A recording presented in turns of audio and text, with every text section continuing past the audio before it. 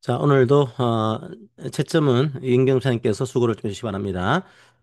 자, 지난번에 저희들이 구약에 대한 7가지 절기에 대해서 말씀드리다가 너무 시간이 촉박해서 제가 3가지만 말씀드렸고, 오늘 4가지 절기를 한꺼번에 하려고 하다가 역시 시간이 너무 부족해요. 그래서 오늘 한 3가지 절기를 남은 걸 하고, 초막절이라는 절기가 되게 중요합니다. 중요하고 굉장히 말씀드릴 게 많고 해서 그건 별도로 떼서 다른 내용으로 한 번 더 특강하는 것으로 진행을 하도록 하겠습니다. 자, 오늘은 3가지 절기 저번에 특강 못한 거를 강의하도록 하겠습니다. 오순절, 나팔절, 대속제일 이렇게 구약의 절기 3가지를 오늘은 강의를 하도록 하겠습니다. 자, 지난 시간에 했던 것들을 좀 복습을 하고 들어갈게요. 지난 시간에 뭐 구약 절기에 대해서 한번 쭉 훑어봤는데 뭐 한 달 지나면 또 까먹을 수가 있으니까 다시 한번 복습을 하고 들어가도록 하겠습니다. 자, 이게 일종의 그 이스라엘 달력으로 보시면 돼요. 그래서 보통 부르는 이름들이 있죠. 뭐 우리가 보통 1월 달이라고 하지만 여기서는 테벳, 2월 달은 슈밧 이렇게 합니다. 자, 그때 이제 4월 달을 니산월이라고 그러는데 니산월이 이제 바벨론의 영향을 받아가지고 니산월이라고 이름을 붙입니다. 이 니산월에 14일에 6월절이 이제 나오게 되고요. 자, 6월절이 지난 날의 첫 번째 일요일을 저희들이 초실절이라고 합니다. 자, 그리고 6월절이 있고 나서 또 15일부터 21일까지는 무교절이라고 해서 급하게 애국에서 탈출했으니까요. 누룩을 넣지 않은 빵을 먹는 그런 기념절기가 있습니다. 그게 무교절이 돼 있죠. 자, 지난번에 저희들이 6월절, 초실절, 무교절을 특강을 했고요. 자, 오늘은 이제 6월절 이후에 첫 번째 일요일, 그러니까 초실절이죠. 우리로 따지면 부활절이 되는 거죠. 이 부활절 이후에 50일째가 되는 날을 오순절이라고 합니다. 뭐 이게 7번 7주가 지난다라고 해서 칠칠절 이렇게 이름을 쓰게 돼요. 오순절, 뭐 칠칠절 다 같은 말로 이해하시면 되겠습니다. 자, 이런 날들이 등장하게 되고 오늘 이걸 좀 공부를 하게 될 겁니다. 그리고 이제 10월 달로 가게 되면은 이제 10월 달이 원래는 이스라엘 달력으로는 과거에는 이게 새해였습니다. 이제 이스라엘이 원래 4월 달, 6월절을 새해로 바꿨거든요. 이제 예전에요. 근데 지금 옛날 6월절 이전에는 10월 달이 그러니까 새해였어요. 그래서 1일자에 어떤 절기가 있고, 요게 지난 다음에 대속절이라는 그런 절기가 있습니다. 그리고 이 대속절이 지난 다음에 또 15일부터 21일까지 초막절이라고 하는 아주 거창한 그런 성대한 절기가 등장합니다. 성경에도 초막절은 꽤 많이 등장하고요. 초막절은 굉장히 중요한 성경을 이해할 때는 반드시 봐야 되는 그런 절기 중에 하나입니다.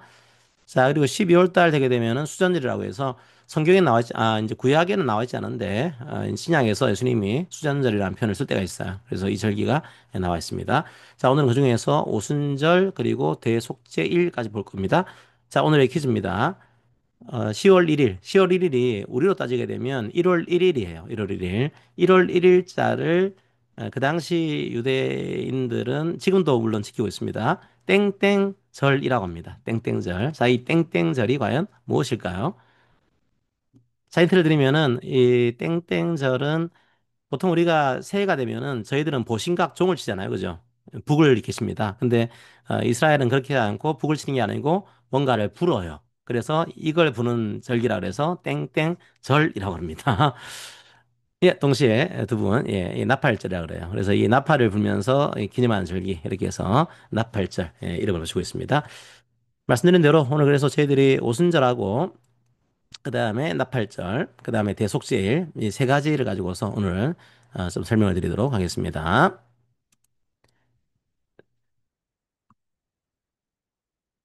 자, 그래서 보통 제가 옛날에 그런 말씀 드렸죠. 이게 신대원 가면은 이 7개의 절기를 외워야 되거든요. 안 외우면은 뭐 성경 시험에 통과를 못 하니까 반드시 외워야 돼요. 그때 이제 이걸 외우기가 쉽지가 않으니까 우리나라 사람들은 참 악글자 좋아하잖아요. 악글자 따가지고 유무초칠 나속초 이렇게 외운 기억이 납니다. 이제 6월절, 무교절, 초실절, 칠칠절, 나팔절, 대속제일, 초막절 이렇게 해서 자, 이 절기들을 좀 잘 이해하시면은 굉장히 신약성을 볼 때 예수님의 구원 사역이 풍성해집니다. 그러니까 지난번에도 말씀드렸지만 이 절기를 모르더라도 뭐 여러분들이 신앙생활 하는데 혹은 여러분들이 구원을 누리는데 문제는 없습니다. 근데 이거를 알면은 더 풍성해져요. 신앙생활이. 혹은 성경을 볼 때도 이런 절기를 이해하시면은 더 예수님의 사역들이 다가옵니다. 그래서 알면 알수록 저희들이 그 은혜에 감사하게 되겠죠. 그래서 이번 시간도 이렇게 알아가는 시간으로 이해를 하시면 되겠습니다. 자, 6월절 복습은 짧게 하겠습니다. 시간이 부족하니까. 6월절은 잘 알고 계시지만 애굽에서 탈출할 때 어린 양의 피를 바른 이스라엘의 집은 죽음이 피해갔다라는 뜻으로 6월절이라는 표현을 씁니다. 그때 애굽의 장자들은 그 어린 양의 피를 발라지 않았기 때문에 다 죽음이 찾아왔죠. 하지만 어린 양의 피 때문에 죽음이 넘어갔다는 뜻으로 6월절 그런 이름을 붙이고 있습니다. 예수님의 십자가 죽음을 상징하고 있는 그런 절기로 이해하면 됩니다. 그러니까 구약에 나와 있는 여러 가지 절기라든지 여러 가지 그런 기념일들은 다 예수님을 표상하는 것들이 많습니다. 그러니까 유월절을 보더라도 유월절이 예수님을 어떻게 상징하고 있었을까 이걸 보시게 되면 조금 더 이해가 편해집니다. 자, 무교절은 유월절과 연결되는 겁니다. 그러니까 유월절에 이제 예수님 피 때문에 출애굽을 하잖아요. 근데 너무 급하게 나오다 보니까 빵을 발효시킬 시간이 없습니다. 그래서 이제 7일 동안은 절기가 무교절이라 그래요. 그러니까 무교라는 의미가 누룩이 없다는 거죠. 그 발효시킬 시간이 없으니까 누룩이 없는 빵을 먹는 절기. 예수님이 우리를 구원하신 것을 기념하면서 누룩이 없는 빵을 먹는 그런 절기로 이해하시면 되겠습니다. 어떻게 보면 좀 더 깊이 들어가게 되면 예수님과의 연합을 의미하는 것으로도 이해할 수가 있습니다. 자, 무교절이 있고요.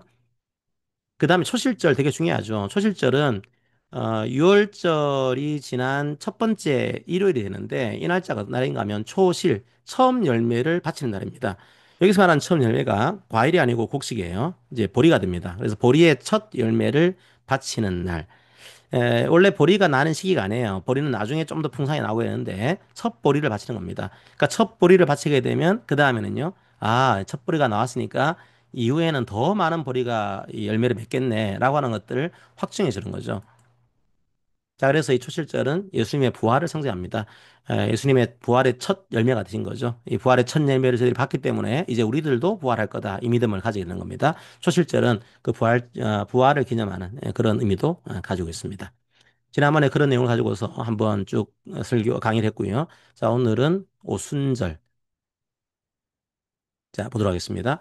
네 번째 절기죠. 오순절. 자, 오순절은 아까 제가 달력을 보여드릴 때 이렇게 보여드렸죠. 그 4월 달에 이제 14일자로요. 이 14일자로 6월절이 있고요. 그 6월절 이후에 안식일이 지난 첫 번째 일요일, 그러니까 일요일입니다. 일요일이 초실절이에요. 유대인들은 이걸 초실절로 찍겠습니다. 보리의 첫 열매가 되는 거죠. 우리로 따지면 부활주일이 되는 거죠입니다. 이 부활주일로 저희들이 보통 상징하게 되고 이때부터 7주간이 지난 날 50일째가 되는 날을 저희들이 칠칠절 또는 오순절이라고 이름을 붙이고 있습니다. 뭐 같은 말이에요. 오순절이나 칠절이나 이제 오순절은 50일째 되는 날 이걸 좀 더 중요하게 강조하는 그런 날이고 칠주절은 일곱 주일이 일곱 주가 지난 그 다음 날 이런 뜻으로 칠칠절 이렇게 이름 붙이고 있습니다. 같은 의미로 여러분들이 이해하시면 되겠습니다. 자, 근데 이제 칠칠절과 오순절을 뭔가 하면요. 아까 제가 그런 말씀 드렸죠. 초실절은 보리에 이제 열매를 바친 날입니다. 보리가 먼저 나죠. 보리가 나고, 그 다음에 이제 밀이 나게 됩니다. 그때, 밀을 이제 바치는 날. 그러니까, 밀의 양식을 주신 것을 감사합니다. 이걸 기념하면서, 밀의 양식을 바치는 날. 이렇게 여러분들이 일하시면 돼요. 밀을 바치면서 제사를 드리는 거죠. 제물을 드리는 날. 이게 오순절입니다. 그러면 이제 보리의 첫 열매, 이거는 이제 예수님의 부활을 상징하는 건데 그럼 오순절은 과연 뭘 의미하는 거냐 이거죠? 그걸 좀 보도록 하겠습니다. 자, 오순절에 대한 기본적인 의미들을 좀 설명을 드리도록 하겠습니다. 어, 첫 번째로 이건 학자들마다 약간 차이가 있긴 한데 웬만한 학자들은 이 구약 시대의 오순절을 모세가 출애굽한 다음에 시내산에서 율법을 받은 날로 보통 유대교에서는 얘기를 합니다. 유대교 랍비들도 그렇게 인정을 하고 있고요. 물론 이제 기독교 중에서는 이걸 인정하지 않는 분도 계세요. 왜냐하면 정확하게 오순절이라는 표현을 안 쓰고 있거든요.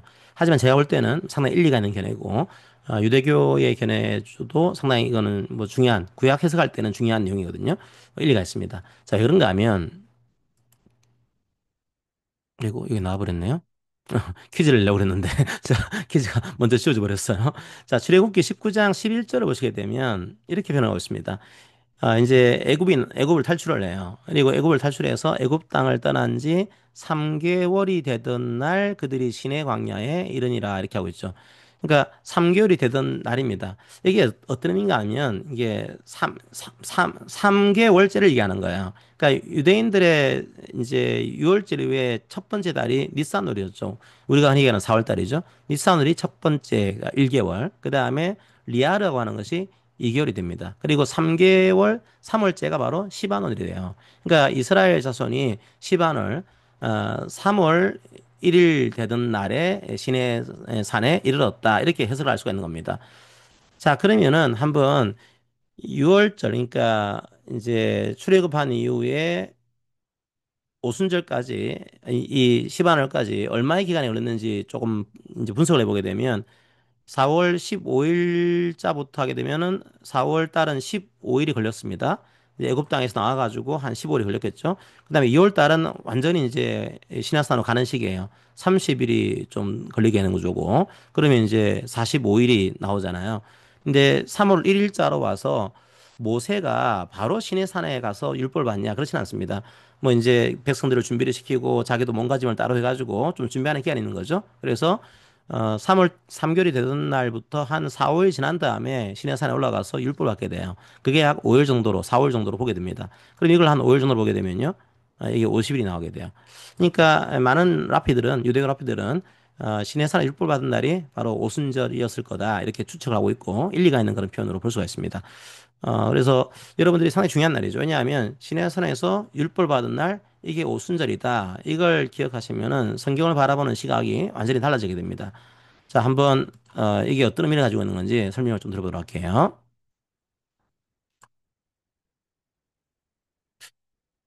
예레미야가 이런 예언을 하게 되죠. 언약에 대한 내용을 얘기를 하게 됩니다. 이게 무슨 언약인가 하면 이스라엘 사람들은 돌판에 새겨진 율법을 받았어요. 그러니까 돌판에 하나님의 법이 새겨져 있는 이 법을 받은 겁니다. 그러면 그 돌판에 새겨진 법을 잘 지키면 복을 받고 이걸 어기면 저주를 받는데 이게 지킬 수가 없는 거예요. 자기의 의지로는 완전히 지킬 수가 없는 거죠. 그래서 예레미야가 이 언약에 대해서 하나의 얘기를 하게 됩니다. 우리가 보통 새 언약이라 그래요. 자, 한번 볼까요? 그러나 그날 후에 내가 이스라엘 집과 맺을 언약은 이러하니 곧 내가 나의 법을 그들의 속에 두며 그들의 퀴즈입니다. 땡땡에 나의 법을 기록하겠다라고 하는 새 언약을 예레미야가 예언을 하게 됩니다. 자, 원래는 이 말씀이 돌판에 새겨졌죠? 예, 뭘까요? 예, 마음 맞습니다. 마음. 자, 그들의 마음에 이제 나의 법을 기록하겠다 이런 예언을 하게 됩니다. 새 언약을 예언하는 거죠. 그래서 마음에 기록해서 그들은 나는 그들의 하나님이 되고 그들은 내 백성이 될 것이다 예언하게 돼요. 이제는 돌판에 새겨진 왜냐하면 돌판은 깨지거든요. 돌판에 있는 말씀을 다 지킬 수가 없는 거예요. 그러면 하나님은 거룩하시고 약속을 지키신 분이니까 약속을 깨고 하나님 말씀을 지키지 않는 사람과 함께 할 수가 없습니다. 하지만 그 말씀이 마음판에 새겨지게 되면 하나님께서 영원히 함께 하시는 거죠. 그게 바로 오순절 사건입니다. 자, 오순절 보게 되면, 사도행전 보시게 되면, 오순절 날이 이미 이르네 해서, 오순절에 이제 그들의 마음 가운데 성령께서 함께 하시는 사건이 벌어진 겁니다.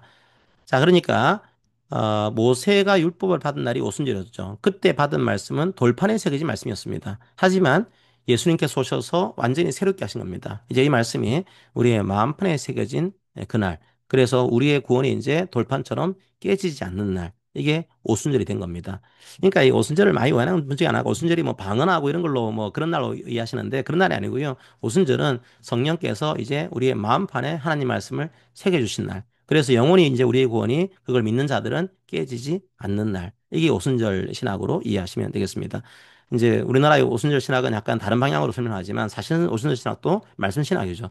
말씀이 우리 마음판에 새겨진 날. 이렇게 이해하시면 되겠습니다. 새겨졌기 때문에 우리의 구원도 깨지지 않는 날. 이렇게 하시면 되겠습니다. 자, 그래서 이제 마음판에 우리의 주의 말씀이 새겨진 날, 그게 오순절이다 이해하시고요. 자, 그러니까 유월절과 오순절을 예수님과 연결시키게 되면 유월절 다 이제 모든 절기는 예수님을 이제 예표하고 있습니다. 예수님이 연결되는 거죠. 왜 유월절을 이제 줬냐? 예수님이 유월절과 연결되는 겁니다. 자, 유월절은 출애굽한 날이죠. 예수님의 죽음을 통해서 출애굽 일종의 애굽으로부터의 구원이지만 지금의 우리의 관점에서는요, 죄와 사망으로부터의 구원이 되는 거죠. 자, 이 날짜로 우리가 보게 됩니다. 오순절은 율법을 수여한 날이죠. 자, 하지만 지금 시점에서는 이제 그 율법이 우리의 마음판에 새겨진 날, 성령께서 그 말씀을 우리의 마음판에 새겨진 날, 이렇게 이해를 하시면 되겠습니다.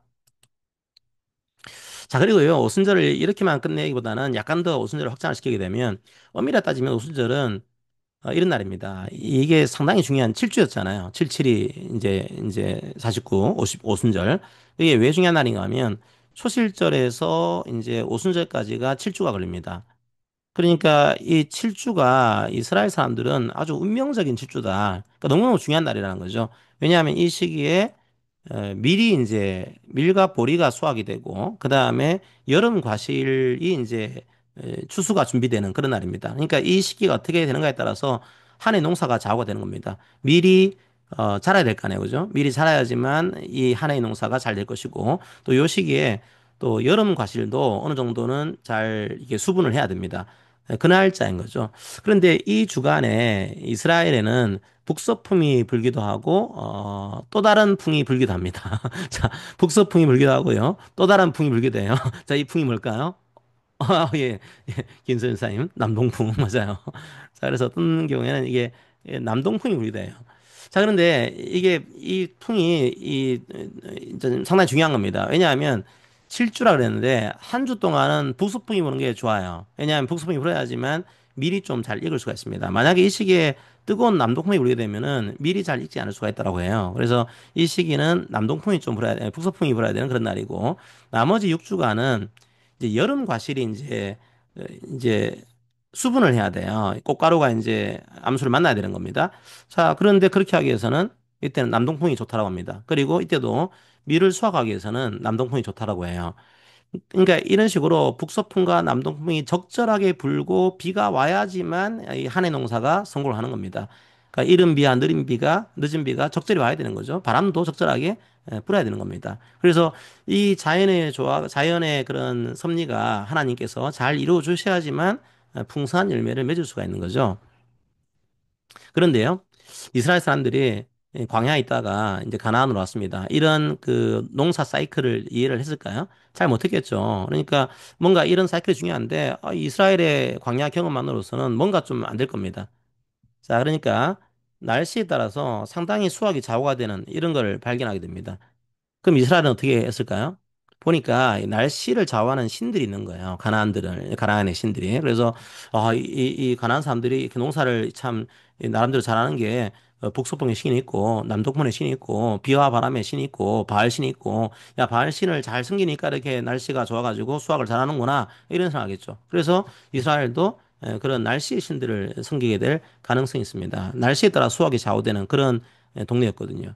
그런데 하나님께서는 그런 신을 섬기지 말고 오직 나만 섬겨라 라고 얘기를 하고 있죠.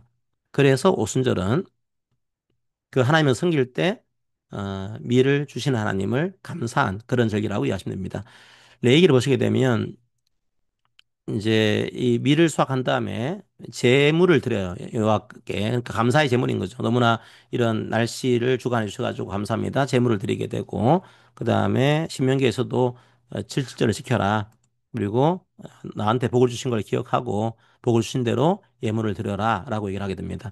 즉 오순절은 한편으로 어떤 날인가 하면 모세에게 율법을 주신 날 이런 거창한 날로 이해할 수도 있지만 또 한편으로는 이런 밀이라고 하는 참 일용할 양식이거든요. 모든 사람이 먹는 양식. 이 모든 사람을 먹는 양식을 주신 것을 하나님께 감사하는 절기. 자, 이렇게 오순절을 이해하시면 됩니다.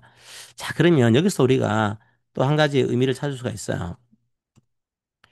왜 굳이 오순절에 이제 성령을 주셨을까? 이 문제인 건데, 이것도 하나 보여드리겠습니다. 이게 뭔가 하면은 오순절에는 이제 밀을 먹습니다. 밀빵을 먹는 거죠. 우리가 보리빵을 이제 초실절에 먹었지만 이제 오순절에는 밀빵을 먹게 돼요. 근데 이 밀빵이 좀 특이합니다. 자, 이미 정답이 들어가 있긴 한데 이 밀빵에는요. 밀에는 뭐가 들어가 있어요. 제물 바칠 때도 이걸 넣어서 바치고 이걸 빵을 만들어 먹을 때도 이걸 넣어가지고 빵을 만듭니다. 드디어 이제 초실절 때는 무교절 때는요. 무교절 때는 이걸 넣지 않았어요. 근데 이제 오순절부터는 발효를 시켜가지고 이게 들어간 빵을 먹게 됩니다. 자, 성경에 잘 나오죠. 뭐뭐를 넣어서, 예, 동시에 좋아요. 자, 누룩을 넣어서. 예, 맞습니다. 누룩. 그래서 특이하게 이제 이때부터는 누룩이 들어갑니다. 원래 무교절 때는 누룩을 넣지 않았거든요. 왜냐하면 워낙 급하게 이제 출발을 했어요. 그래서 누룩을 넣을 시간이 여가 없는 거죠. 일종의 무교절은 새롭게 구원받은 것을 기념하는 이런 양식으로 하시면 되고요. 오순절부터는 이제는 일상 양식인 겁니다. 뭐 이제 뭐 누룩을 넣지 않은 그런 빵이 아니고 누룩도 넣고 이제 모든 사람이 먹을 수 있는 그런 빵들을 먹는 날, 이제 일상의 삶으로 돌아오는 이런 날들로 이해하시면 되겠죠. 오순절은 그런 누룩이 들어간 제사를 드립니다. 그리고 그런 빵을 먹게 되고요. 자, 왜 밀이라고 하는 일상 양식을 주신 것을 기념하는 절기입니다. 그러니까 일상 양식을 기념하는 절기입니다, 이게. 근데 왜 하필이면 그날 성령께서 임하셨을까요? 의미가 있겠죠, 그죠? 아까 이제 모세 율법에 대한 성취의 의미도 있을 것이고, 또 하나는 이제는 일상 양식을 주신 것을 감사한 날인데, 왜 그 감사하는 절기에 성령께서 절기에 임하셨을까? 왜 그랬을까요? 요건 뭐 퀴즈라기보다도 한번 아시는 분들은 해보시고요. 뭐 퀴즈 형태는 아니지만, 예, 이건 뭔가 하면요. 왜 이런 양식을 주시는 것을 기념하는 절기에 성령께서 하셨을까? 우리의 참된 양식이 누구신지를 기억하라는 겁니다. 자, 우리가 밀을 먹고, 일상 양식을 먹고 있거든요. 누룩을 먹고, 넣은 빵을 먹고 있습니다. 자, 하지만 그날에, 우리의 참된 영적인 양식이신 예수님께서 오시고, 부활하시고, 승천하셨다. 누가 참된 양식인지를 기억해라. 이런 의미가 또 오순절에는 담겨 있습니다. 그러니까 제가 계속 그런 말씀드리죠. 오순절은 단순하게 뭐 기적이 일어나고 방언을 하고 이런 날이 아니고요. 말씀이 새겨지고 말씀 속에 함께 하시는 예수님을 기억하는 날. 그게 오순절의 참된 의미로 이해할 수가 있습니다.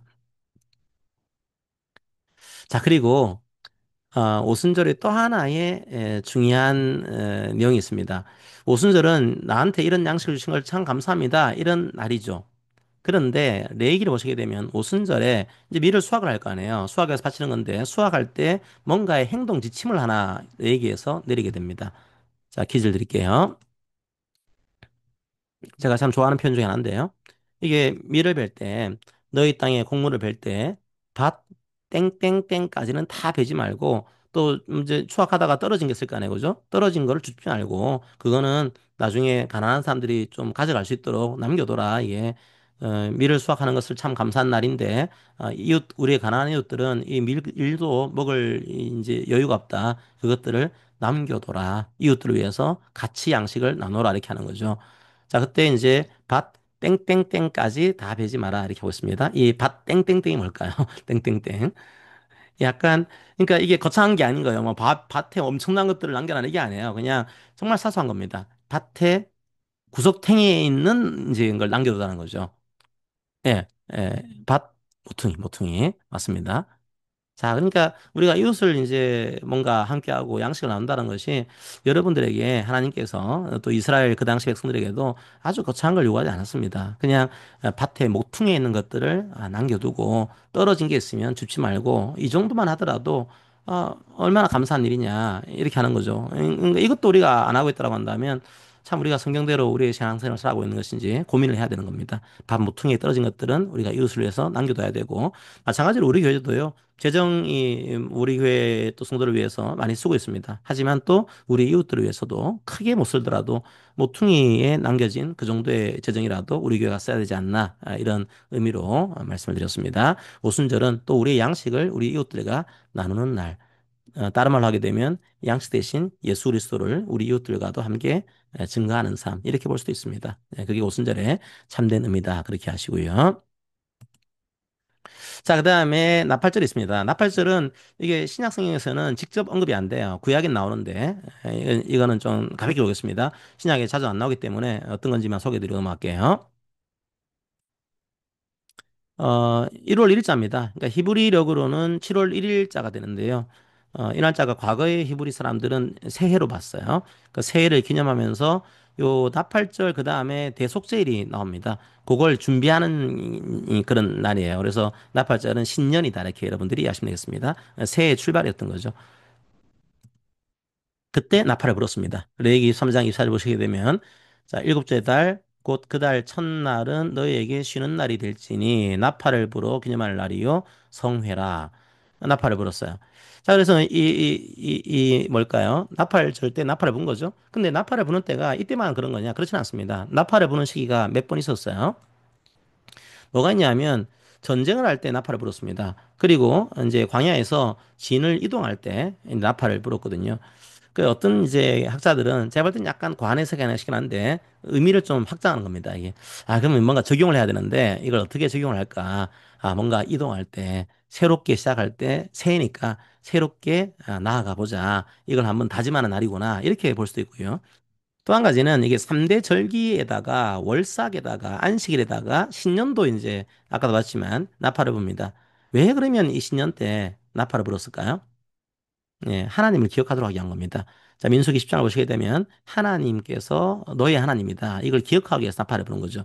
그러니까 큰 틀에서 말하게 되면 전쟁이나 이동할 때도 나팔을 부는 게 너가 이동하지만 그 이동하는 가운데 두렵겠지? 하지만 하나님께서 함께 하시는 것을 잊지 마. 이걸 나팔에 불어서 알려주시는 거죠. 그런데 이 나팔이 나중에 요한계시록을 하게 되면 또 하나의 이제 기능을 수행합니다. 뭘까요? 나팔을 불 때마다 하나님께서 심판합니다. 그러니까 일종의 우리를 구원하는 것을 기념하는 그런 날이기도 하지만 하나님께서 이 말씀을 듣지 않고 순종하지 않는 자들에 대해서는 심판한다는 것을 기억하는 그런 날이기도 해요. 나팔은 좀 강하게 이제 부는 거잖아요. 그죠? 그래서 이 나팔절은 하나님께서 우리의 구원주가 되시고 또 하나님 믿지 않을 때 결국은 심판, 구원과 심판의 하나님이신 거죠. 우리가 구원의 하나님은 기억하는데 심판의 하나님은 잊을 때가 많습니다. 하지만 심판의 하나님도 성경은 끊임없이 얘기를 하고 있죠. 이 하나님을 기억하는 날, 이게 나팔절로 이해하시면 되겠습니다. 이게 나팔 때 부는 요 나팔입니다. 이게 우리가 생각하는 뭐 트럼펫, 트롬본 이런 게 아니에요. 자, 이걸 쇼파르라고 그러는데요. 히브리 말로. 이미 이게 내용이 나와 있습니다. 이게 뭘로 만들었을까요? 어떤 동물의 뿔로 만들었습니다. 이미 가로 안에 정답이 나와 있긴 해요. 이제 어떤 뿔로 만든 나팔을 불었을까요? 맞습니다. 양. 조금 정확하게는 다 맞는 걸로. 예, 순양이에요, 순양. 그래서 이게 순양의 뿔로 만든 양은 나팔. 양의 뿔로 만든 나팔이라는 뜻이죠, 이게. 그 왜 하필이면 이제 양의 뿔로 만들었을까? 이걸 이제 여러 사람들이 해석했는데 요거는 기독교에서는 아니고 유대교의 미드라시라고 하는 유대교 경전 책이 있습니다. 그 책에서 어떻게 해석을 했냐면 재밌는 해석이 있더라고요. 이렇게 해석했더라고요. 왜 이 양각 나팔을 만들어서 부르는가? 이게 이삭이 이제 제물로 바쳐질 때 양을 미리 준비하시잖아요. 그래서 이 양을 준비를 하신 것을 기억하기 위해서 양각 나팔로 만들었다. 이런 얘기도 합니다. 근데 뭐 이후에는 양만 아니고 뭐 염소라든지 이런 것들도 만들게 됩니다. 안 맞는 게 하나 있어요. 소의 뿔로 가지고는 나팔을 만들지 않았다고 합니다. 지금까지도요. 왜 그럴까요? 소는 금송아지 사건이 있거든요. 이스라엘에게는 상당히 치명적인 아픈 사건이죠. 그래서 소의 뿔로 만들지 않고 양의 뿔, 염소의 뿔 이런 것들로 만든 나팔. 이제 이스라엘 그 유대교의 시각에서는 이제 이삭을 대신해서 죽은 양을 주신 하나님을 기억하기 위한 이런 걸로 쇼파를 만들었다 이렇게 얘기를 합니다. 이것도 뭐 의미가 있는 그런 해석인 것 같아요. 자, 그다음에 오늘 마지막 절기입니다. 대속죄를 보겠습니다. 대속죄일은 히브리 말로 용키프르라고 그러는데 아주 유명한 편 중에 하나입니다. 대속죄일. 자, 이게 아까 7월 1일자 나팔절이었죠. 새해 보통 여러분들이 뭐랍니까?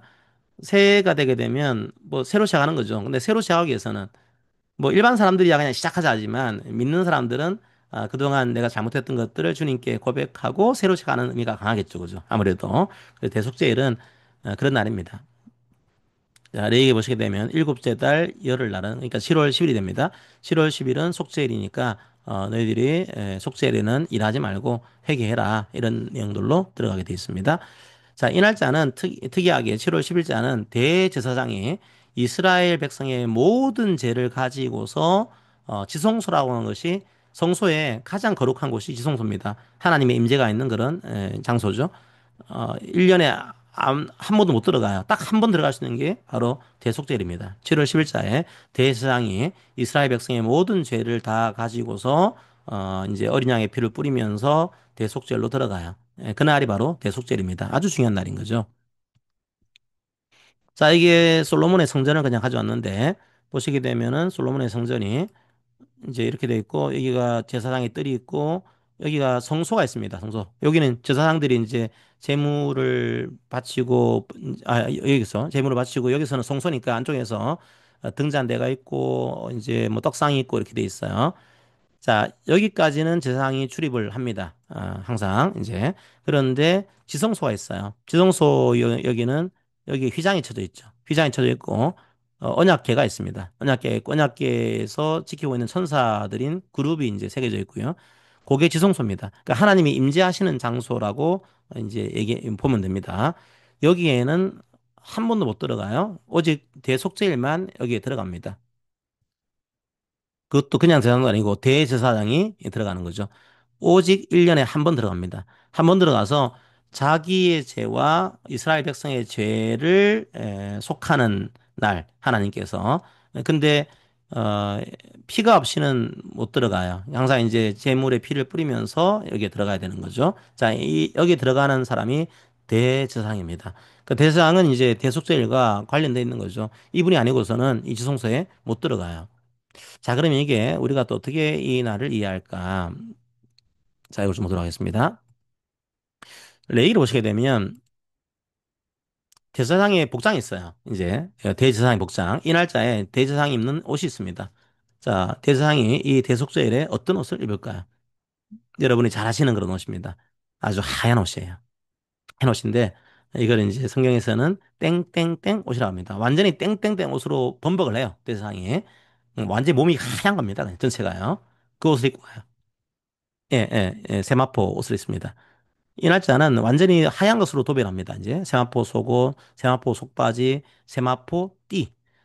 그러니까 실제로 띠는 세마포 띠가 아니거든요. 원래는요. 근데 이날만큼은 띠도 세마포 하얀 띠로 이게 하게 됩니다. 전체가 아예 하얀 걸로 그냥 덮어버리는 거죠. 왜 그런가 하면 이 날짜에 대해서 완전한 순결로 면한 겁니다.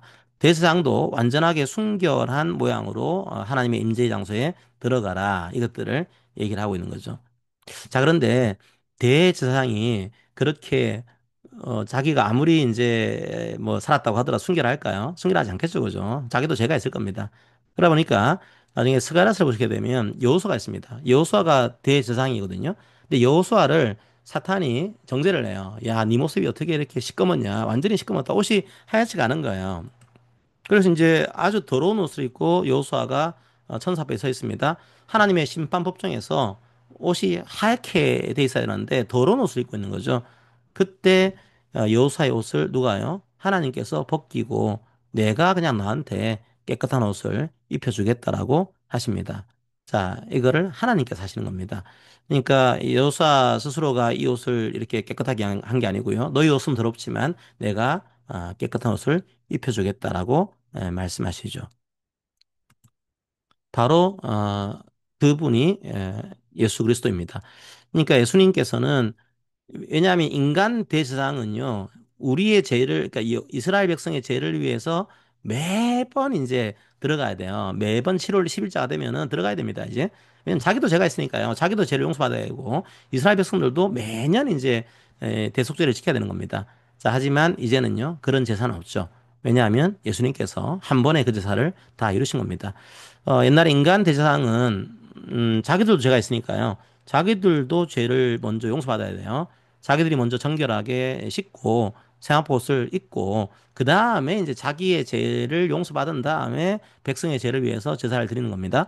근데 예수님은 그럴 필요가 없는 거죠. 단 한 번에 죄가 없는 분이 우리 모든 죄를 짊어지고서 대제사장의 역할을 수행하신 겁니다. 그러니까 즉 예수님을 이것도 표현하고 있는 거죠. 대속죄일은 예수님이 우리의 대제사장이 되신다. 이걸 표현하는 그런 날로 이해하시면 되겠습니다. 자, 그런데 또 하나 특이한 것이 자, 이것만 있을까요? 그럼 대속죄일에 이제 어떻게 대제사장이 하는가 하면은 이렇게 합니다. 염소가 두 마리가 있어요. 두 마리 가져옵니다. 그래서 한 염소는 이제 죽여서 그 피를 성소나 지성소에 이제 뿌리게 되고요. 한 염소는 그 머리에 안수를 합니다. 안수를 해서 그 죄를 다 전가한 다음에 이 성전 밖으로 보내버려요. 보내서 광야에서 그냥 죽게 만듭니다. 그러니까 이제 염소가 두 마리가 있는 거죠. 그래서 우리가 보통 양이라는 표현을 쓰는데 원래 양과 염소가 이스라엘 히브리 말로는 구분이 잘 안 돼요. 그래서 이게 염소일 수도 있습니다. 이게 보통 우리가 양으로 보지만은 그래서 염소한테 죄를 안수를 해요. 이렇게. 자, 아론은 그의 손으로 살아있는 염소의 머리에 땡땡하여 뭘 했을까요? 제가 말씀드렸습니다. 강의를 잘 들었는지 판단하기 위해서 양이 머리에 안수를 해, 안수를 해. 그래서 이 안수한다는 게 뭔가 하면은 이 전가를 시키는 거거든요, 이게요. 그래서 이제 이스라엘 모든 백성의 죄를 너에게 전가하는 겁니다. 그러니까 이스라엘 백성의 죄가 이 염소에게 전가가 된 거예요. 그 염소가 이제 광야로 떠납니다. 광야를 떠나가지고 이 광야에서 염소가 결국은 죽게 되겠죠, 이제 이런 구조입니다. 자, 그게 아사셀의 염소라 그래요. 자, 그럼 이 아사셀의 염소는 이 성전 바깥에서 결국은 죽게 됩니다. 보통 이제 지성소가 서쪽에 있죠. 서쪽을 향합니다. 왜냐하면 동쪽으로 향하게 되면 태양신을 보통 그 시대 사람들은 자연 만물을 섬겼거든요. 태양을 섬기는 겁니다. 동쪽으로 향하게 되면. 하지만 지성소는 서쪽으로 향했죠. 그러니까 고개 서쪽인데 성전에서 떠나서 동쪽으로 이제 광야로 이제 이 염소를 데려갑니다. 데려가서 아무도 없는 광야에 내버려 두고 와요. 그럼 이제 먹을 게 없으니까 이 염소는 죽게 되겠죠. 자, 그래서 이제 이 서쪽과 동쪽이 점점 멀어지는 거죠. 시편에서는 이걸 이렇게 표현합니다. 시편에서는 동이 서에서 먼 것 같이. 그러니까 아사스리 염소가 우리의 죄를 다 전가를 받은 거잖아요. 그래서 점점 멀어지는 겁니다. 우리한테서. 그래서 우리의 죄가를 넘겼다라는 것을 이거 상징적으로 표현하고 있는 거죠. 동이 서에서 먼 것 같이. 왜 이제 남과 북으로 하지 않고 동과 서로 있는 거냐. 아마 아사스리 염소를 염두에 두고 시편 기자가 이렇게 시를 지었을 것 같습니다. 동쪽에 서쪽에서 동쪽으로 점점 멀어지는 것처럼 우리의 죄가를 멀리 옮기신 거죠. 자, 그런데 아사셀의 염소가 누가 되신 겁니까? 예, 예수님께서. 그래서 아사셀의 염소가 죄를 지금 전가받아가지고 광야로 나가고 있거든요. 그 요한복음에 세례 요한이 예수님 보면서 그런 얘기를 하죠. 세상 죄를 지고 가는 하나님의 어린 양이로다. 사실은 어린 양, 어린 염소 다 관계없습니다. 이게 같은 히브리어를 쓰고 있거든요. 자, 그러다 보니까 예수님께서 이 염소가 되셔가지고 이제 죽으십니다. 그래서 히브리서에서는 이런 표현을 쓰고 있어요. 그러므로 예수도 자기 피로써 백성을 거룩하게 하려고 성문 땡에서 고난을 받으셨느니라. 그러니까 일종의 아사셀의 염소를 상징하는 거죠. 예, 맞습니다. 성문 밖에서. 그러니까 이게 성전 안에서가 아니고 아사셀의 염소는 성전 밖으로 나가서 광야에서 이제 죽임을 당합니다. 예수님께서도 성문 밖에서 고난당하시고 십자가를 지신 거죠. 그러니까 일종의 예수님께서 우리 죄를 다 짊으신 아사셀의 염소셨다. 이걸 보여주고 있는 내용으로 이해하시면 되겠습니다. 자, 그런데 염소가 또 한 마리 더 있었죠. 자, 한 마리는 죄를 전가받아가지고 광야로 나가는 염소가 있었고, 또 한 염소는 이제 죽임 당합니다. 죽임 당해가지고 그 피를 성소에 뿌리게 돼요. 그래서 그 뿌려진 성소의 피가 거룩하게 되는 거죠. 거기에 레위기 6장, 16장 15절에 나옵니다. 속죄섬수를 한 마리는 잡아가지고요. 피를 가지고서 피를 뿌리는 겁니다. 그 피를 뿌림으로써 죄사함 받게 되는 거죠. 거룩하게 되는 구조가 만들어집니다. 자, 그런데 이 피는 원래는 동물의 피였죠. 하지만 예수께서 이제 이 피를 자신의 피로서 성소에 뿌리게 됩니다. 그래서 성소에 뿌리니까 원래는 지성소는 대제사장이 1년에 한 번밖에 못 들어가는 그런 날 염소의 피를 잡아가지고요. 근데 이제는 예수님의 피로 이게 열어집니다. 이게 찢어져요. 그래서 어, 우리가 지성소에 예수님의 피를 의지해서 항상 들어갈 수 있게 됩니다. 자, 이 땡땡이 뭘까요? 우리가 보통 이제 지성소를 막고 있는 장 있죠. 커튼이. 예, 그 커튼을 저희 휘장이라고 합니다. 휘장. 그러니까 이 지성소 거룩한 곳은 아무나 못 들어가요. 대제사장도 1년에 한 번만 그것도 이제 어린 양 이게 염소 피를 잡아가지고 뿌려야지만 들어갈 수 있는 그런 이제 날이었죠. 하지만 예수님의 피가 뿌려지자 이제 휘장이 찢어진 겁니다. 우리가 이제 예수님 피 때문에 하나님께 나아갈 수 있게 된 거죠. 1년에 한 번 가는 게 아니라 영원히 우리 마음판에 그 말씀이 새겨지게 된 겁니다. 그래서 그 길은 예수님이 우리에게 보여주신 그 길은 우리를 위해서 휘장 가운데로 열어놓으신 새로운 살 길입니다. 예수님께서 육체를 찢으심으로써 우리가 하나님께로 나아가게 된 것을 히브리서의 기자는 얘기를 하고 있습니다. 자, 이게 바로 대속죄일의 의미가라고 볼 수 있습니다. 그러니까 모든 구약의 절기들은 예수님을 보여주고 있는 그런 절기로 이해하시면 됩니다. 자, 정리를 하고 오늘 마무리하겠습니다. 자, 오순절이 있습니다. 오순절은 뭐 방언받은 날 이런 날이 아니고요. 정확하게는 물론 방언도 받았죠 그때. 하지만 더 중요한 것은 우리의 마음판에 성령께서 하나님 말씀을 새겨주셔서 이제는 영원히 우리와 함께 가신다. 약속하신 날 그게 오순절입니다. 그리고 이제 우리의 참된 양식이 예수님입니다. 이것들을 고백한 날. 그리고 우리 이웃들에게도 그 참된 양식을 물질적으로도 나눠주고 영적으로도 예수님을 증거하고 이런 것들을 기념하는 날. 이게 오순절이고요.